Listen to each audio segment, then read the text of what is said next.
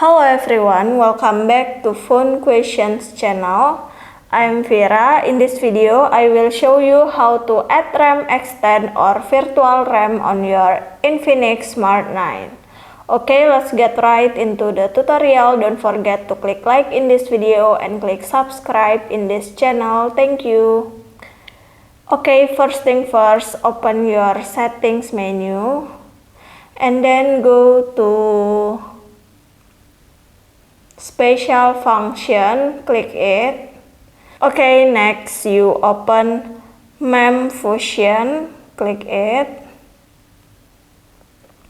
And you can see current RAM space is 4 GB plus 2 GB. And you can set virtual RAM, click it.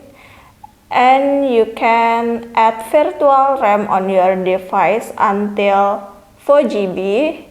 Okay, I will try add my virtual RAM to 4 GB. Click it. And you click modify and restart. Okay, wait a minute. Your phone already turned on.